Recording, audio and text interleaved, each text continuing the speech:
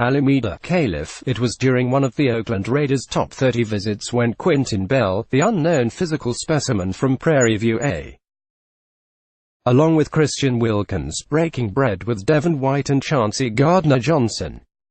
The elite defensive draft prospects were gathered together at a Bay Area Italian restaurant, having each received one of the coveted 30 invites allocated to the Raiders by the NFL each season.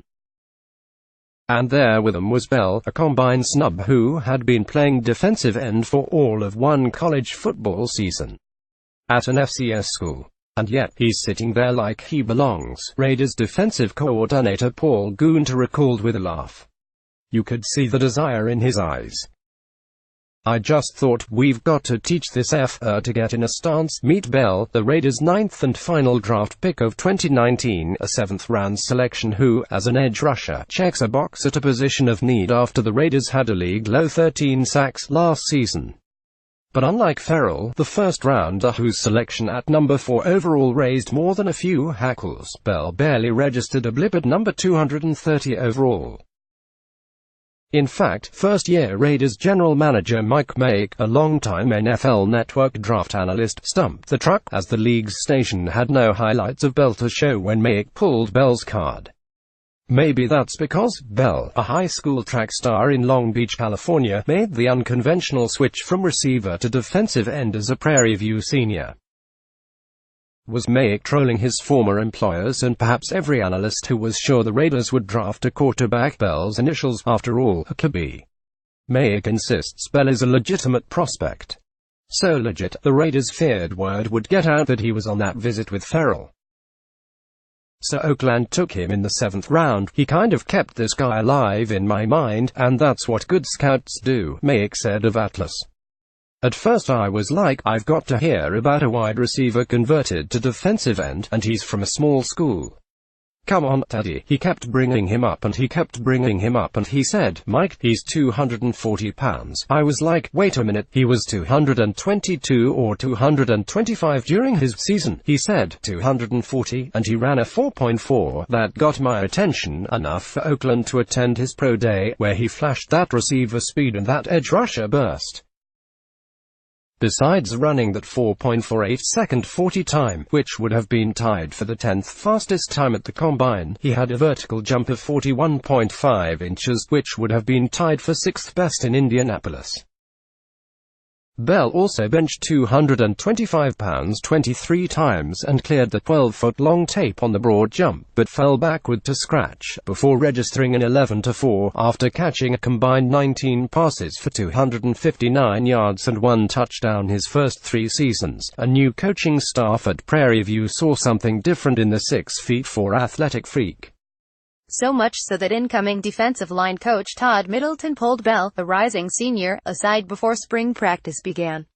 What does a receiver turned into a defensive end look like? pic.twitter.com/LexiPeckingKKV, Paul Gutierrez, at P. Gutierrez SPN, May 3, 2019. I didn't have a lot of athleticism or experience coming back on the line, Middleton said. I saw him walk by and he was physically imposing. So I brought it up to the other coaches, let me have him. There was a roar of laughter in the room. They thought I was crazy, as did Bell. At first, it kind of sounded a little crazy to me, Bell said. But looking back at it now, it's probably the best decision I ever made in my life. So, I thank those guys at Prairie View for giving me an opportunity, making it available to me because I would never have thought to do that myself. Asked how much more fun it was to run down quarterbacks than to run routes, Bell laughed. 10 times more fun, he said. A lot more fun. Like I said, when I got a chance in spring ball I got 4 or 5 sacks and ever since that day, I fell in love playing defense. My only regret is I should have tried it sooner. That's my only regret. But here we are. Bell, who has put on more than 20 pounds of muscle since the start of last season and currently weighs 243 pounds, led the Panthers with 7.5 sacks, nearly matching the 8 receptions he had as a junior. He finished fast, with 5 sacks coming in the Panthers' last 4 games. They knew who he was because, as I told him, with your speed, there's not too many guys who can kick, slide and keep up with you, said Middleton, who added that besides the Raiders, the Cleveland Browns, New York Jets, Los Angeles Chargers, Arizona Cardinals and Baltimore Ravens were all interested in Bell. He just kept getting better and better and better.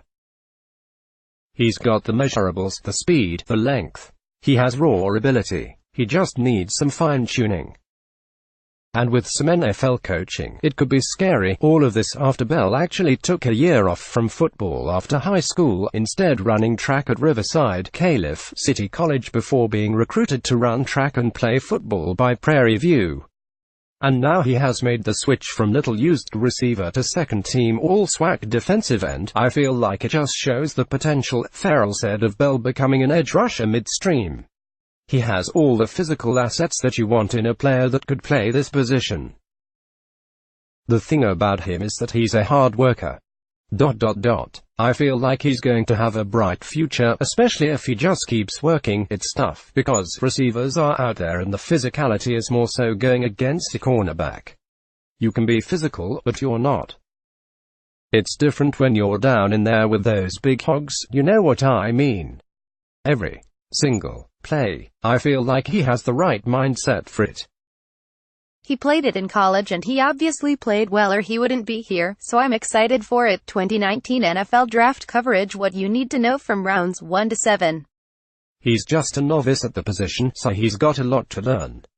Quinton Bell is interesting. He is also a Raiders legacy, so to speak, as his uncle Nick Bell was the Raiders' second-round draft pick in 1991 as a running back out of Iowa. After quarterback Todd Marinovich, but before the likes of receiver Rocket Ishmael, defensive end Nolan Harrison and tight end Andrew Glover. Yes, Uncle Nick was the first running back the Raiders drafted after Bo Jackson's career-ending hip injury. It's crazy how much we look alike. Bell, whose brother Xavier is a redshirt sophomore safety at Arizona, said as he examined one of his uncle's rookie trading cards, "I remember as a little kid, seeing these in his rooms and him showing them to us. Who would have thought I'd be a Raider one day?" Indeed, Bell is the first Prairie View player drafted into the NFL since Matthew Teague in 1980, and only the third Panther drafted by the Raiders, along with receiver Louis Neal in 1973 and defensive back Finis Taylor in 1969. "I have such a different, not typical story when it comes to the game of football with me," Bell said. "And just everything that I've been through, from trying to find a college to offer me a scholarship, to playing receiver for 3 years and not doing anything, switching coaching staffs, it's just a crazy story. And just to be able to see my name on that TV during the draft, it kind of makes you feel like you are doing what you are supposed to be doing and all your hard work is paying off. But it's only the beginning and now it's really time to get down and really work hard. I can't wait, honestly. Can't wait."